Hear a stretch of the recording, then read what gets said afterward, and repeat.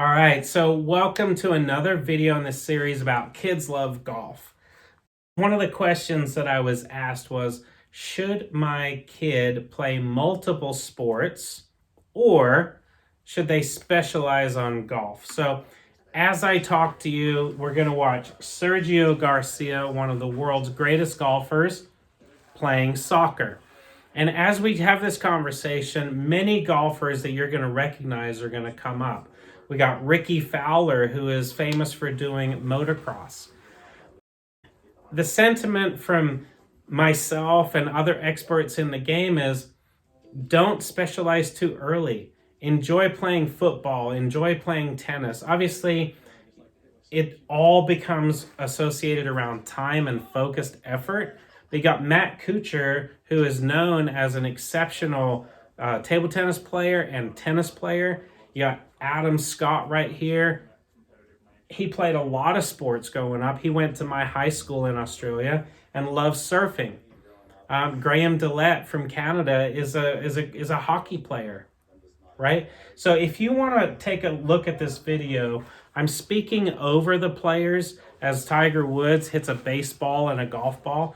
I'm speaking over them because this is my video. However, if you just go on Google and you type in multi-sport athlete golf, what you're going to find is this video that's located on the PGA Tour channel. You're going to be able to watch, you're going to be able to see players like Phil Mickelson hitting a baseball or Jordan Spieth shooting a basketball. And so my point to this is, when you develop athletically and more well-rounded, you develop both sides of your body, you develop a throwing arm maybe on an opposite hand. I'll pause it right here and tell you about Mickelson. If you watch Phil Mickelson, he plays golf left-handed, okay? We saw him hitting a baseball. He hit the baseball with the bat left-handed. But when he throws a ball, he throws it right-handed, okay? So a lefty swings from this direction, their left hand following through underneath like that in golf. That's Phil Mickelson, and he throws a ball right-handed. Jordan Spieth plays golf from the right side, but during a Cubs game, he threw out a pitch left-handed, okay? So as you're working with your kids and them now becoming junior golfers, don't forget the other sports.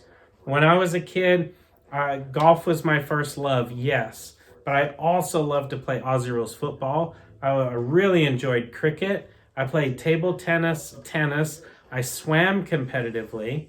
And one of my highlights of my entire life is running track and field, okay?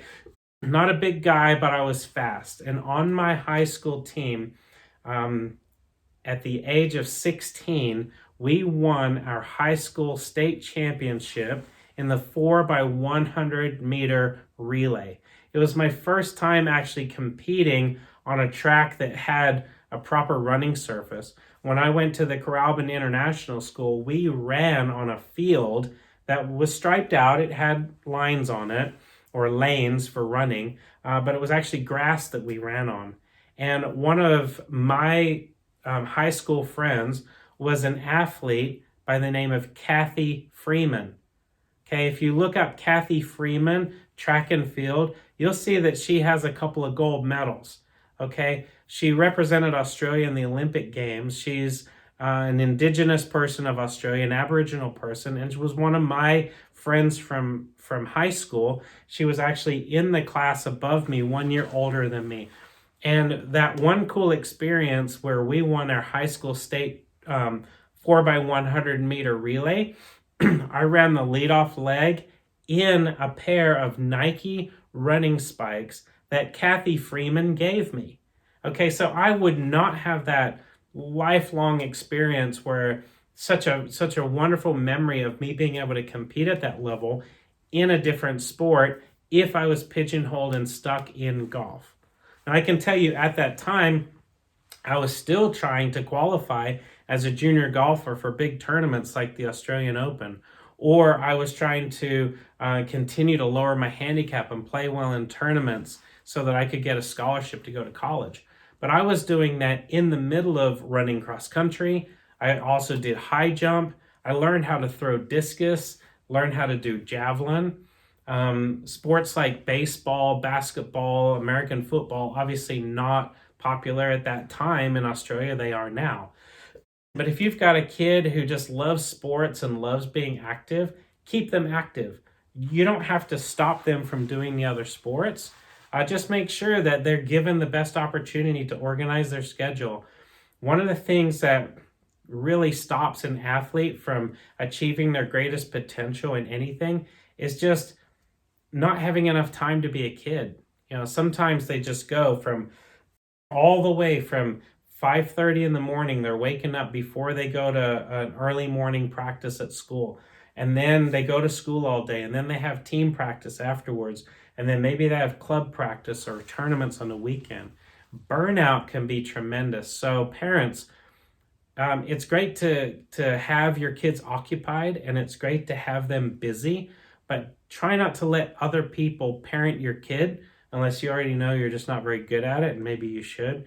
But when it comes to burnout in sports, it's dangerous because the longer that kid gets to participate and perform well in their sports, simple fact, they're gonna get better just from more time, right? So parents, keep your eyes open, keep an eye on the coaches.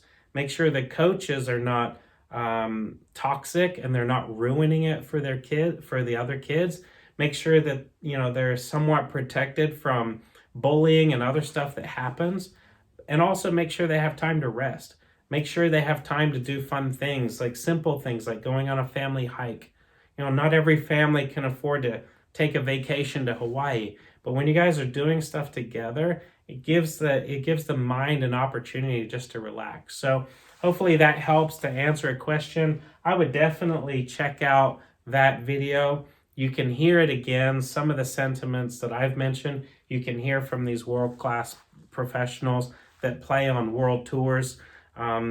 If you've got questions, put them in the comment section. I'll try to get to every one of them.